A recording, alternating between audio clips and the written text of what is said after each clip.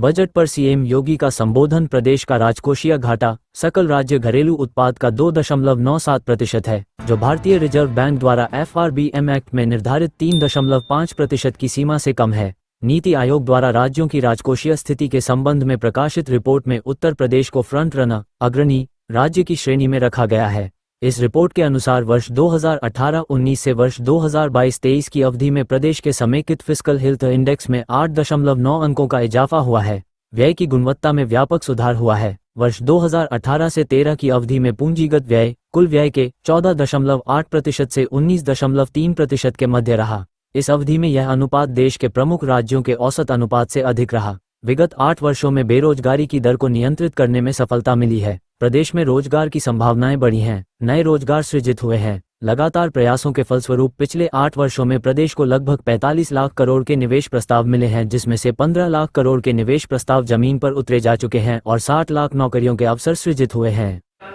विकास के लिए 50 करोड़ रुपए का प्रावधान किया गया है। ये सभी कार्यक्रम हम लोगों ने इसके साथ जुड़े हैं और मुझे बताते हुए प्रसन्नता है कि आदरणीय प्रधानमंत्री जी के मार्गदर्शन में, उनके नेतृत्व में ये डबल इंजन की सरकार 5T पर, 5T का मंत्र प्रधानमंत्री मोदी जी का है, trade, tourism, technology, tradition and talent को मंत्र मान करके उत्तर प्रदेश आज अपनी लेबर फोर्स को इकोनॉमिक फोर्स के रूप में आगे बढ़ाने की दिशा में तेजी के साथ कदम बढ़ाया है। और मुझे प्रसन्नता है कि 2025-26 का जो हमारा बजट है, यह प्रधानमंत्री मोदी जी की विजन के अनुरूप अपने जो समयबद्ध कार्यक्रम रोड मैप हम लोगों ने तैयार किया है, $1 ट्रिलियन की इकोनॉमी को प्राप्त करने का अब तक के हमारे जो टारगेट है वह समयबद्ध तरीके से आगे बढ़ रहे हैं। और मुझे पूरा विश्वास है कि 2025-26 में हमारे वित्त मंत्री श्री सुरेश कुमार खन्ना जी के द्वारा आज जो बजट भाषण प्रस्तुत किया गया है सदन के पटल पर, यह उसे समयबद्ध तरीके से अचीव करने में सफल होगा। मैं एक बार फिर से बजट को प्रस्तुत करने के लिए वित्त मंत्री जी का, अपर मुख्य सचिव वित्त और वित्त विभाग के सभी अधिकारियों का हृदय से धन्यवाद देता हूँ। और मुझे पूरा विश्वास है कि समयबद्ध तरीके से इसको आगे बढ़ा करके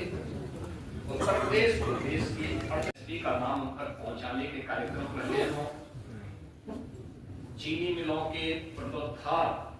के कार्यक्रम और वर्षों से लंबित गन्ना मूल्य के भुगतान को एक समयबद्ध तरीके से आगे बढ़ाने का कार्यक्रम रहा हो। अच्छे किस्म के बीज और सिंचाई के बेहतरीन सुविधाओं में उपलब्ध कराने का रहा हो। यह सब कार्य तत्परता के साथ इसके लिए कदम बढ़ाए गए और आज मुझे प्रसन्नता है कि डबल इंजन की भारतीय जनता पार्टी की सरकार के द्वारा जो कदम 17-18 में उठाए गए, आज उसका परिणाम है उत्तर प्रदेश के किसानों की आमदनी को जो 2017-18 के पहले आत्महत्या करने के लिए मजबूर होता था, आज उसको दोगुने से अधिक बढ़ाने में मदद मिली है। वर्ष 18-19 का जो बजट था, वह बजट हम लोगों ने उत्तर प्रदेश के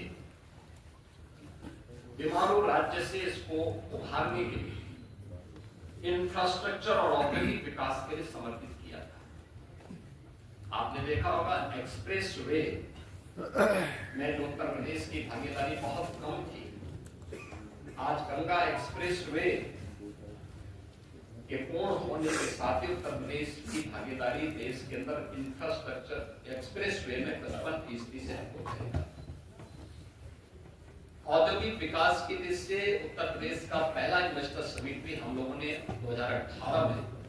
यहाँ पर संपन्न किया था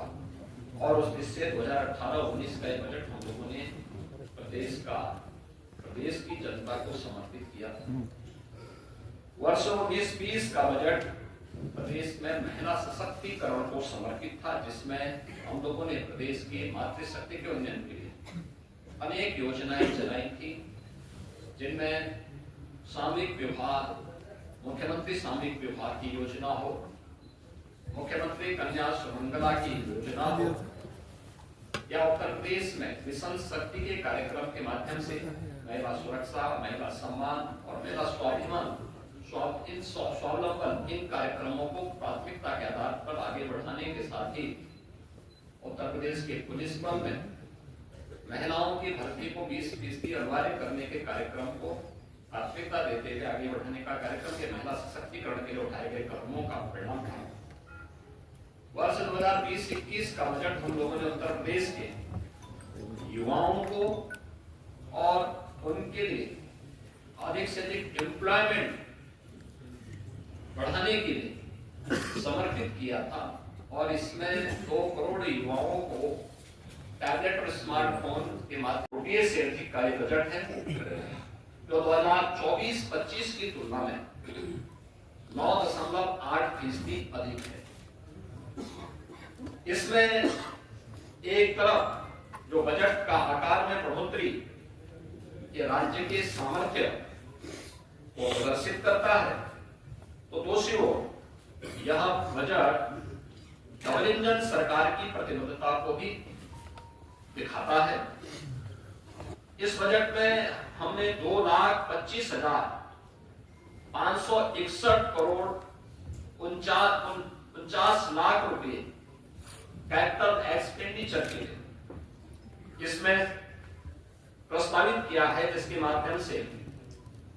इंफ्रास्ट्रक्चर पर धनराशि जो व्यय होगी इससे अधिक रोजगार की सृजन इसके माध्यम से होंगे और यह अर्थव्यवस्था को सुदृढ़ करता है। हमने प्रदेश के अंदर 2017-18 में जब उत्तर प्रदेश की अर्थव्यवस्था जो प्रदेश की कैसे हमने इसको बढ़ाने में सफलता प्राप्त की है, जो जीडीपी थी वह 12,89,000 करोड़ रुपए की थी।